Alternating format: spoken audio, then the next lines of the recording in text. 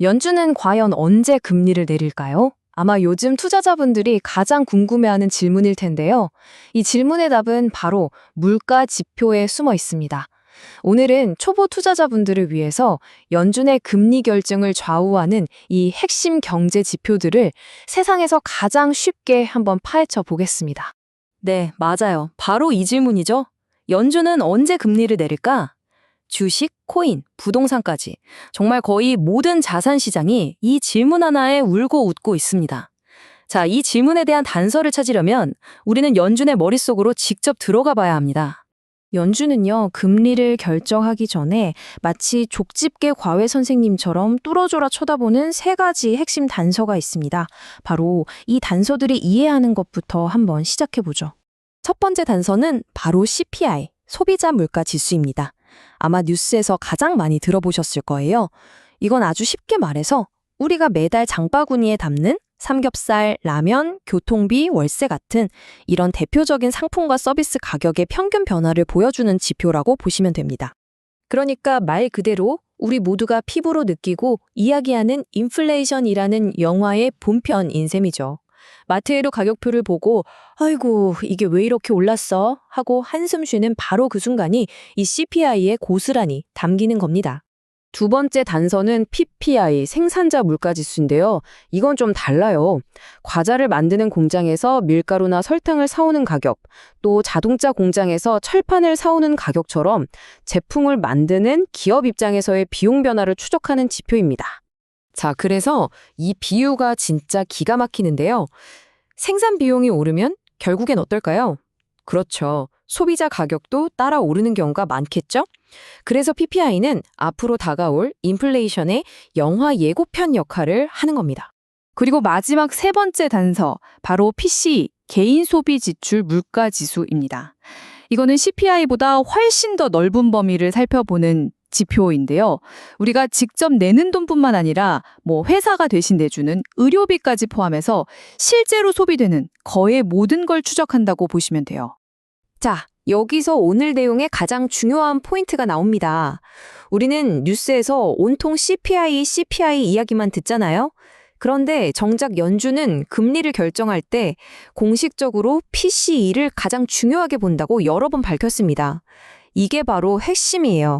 그럼 다음으로 넘어가서 도대체 연준은 왜 CPI보다 PCE를 더 선호하는 걸까요? 그 이유를 한번 자세히 들여다보겠습니다. 자, 이 표를 보시면 딱 감이 오실 거예요. 가장 큰 차이점 두 가지만 짚어드릴게요. 첫째, 대체 효과입니다.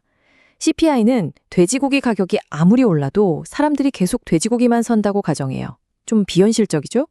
반면 PCE는 현실적으로 사람들이 돼지고기 비싸네, 그냥 닭고기 사야겠다 하는 이런 대체 소비까지 전부 반영합니다.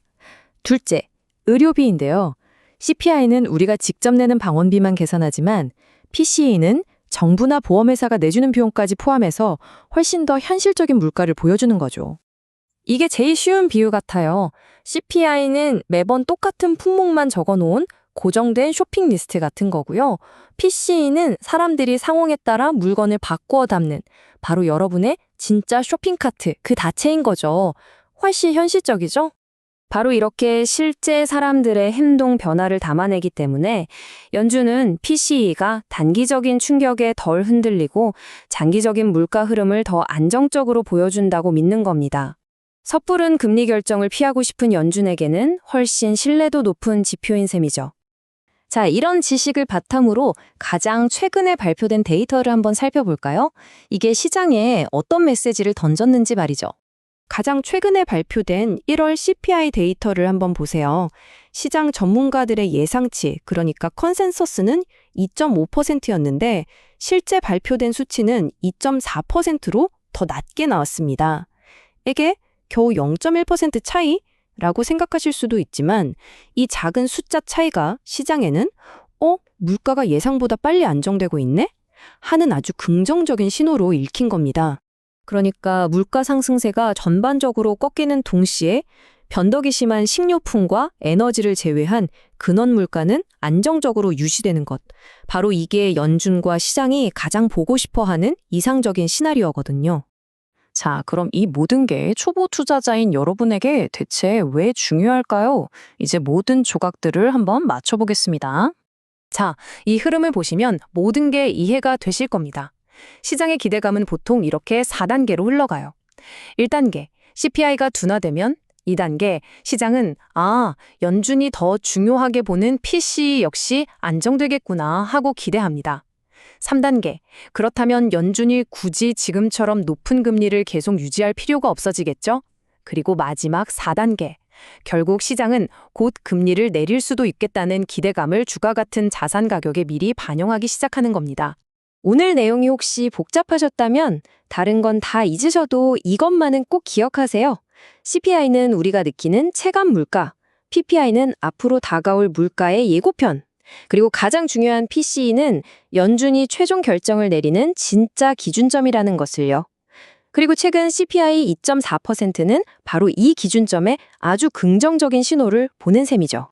이제 여러분은 CPI, PPI, 그리고 PCE라는 세 가지 렌즈를 모두 갖추셨습니다. 다음 달 물가 지표가 발표될 때 여러분은 과연 어떤 신호를 발견하게 될까요? 그리고 시장은 그 신호에 어떻게 반응할까요? 이제 여러분도 전문가의 시선으로 시장의 흐름을 충분히 읽어내실 수 있을 겁니다.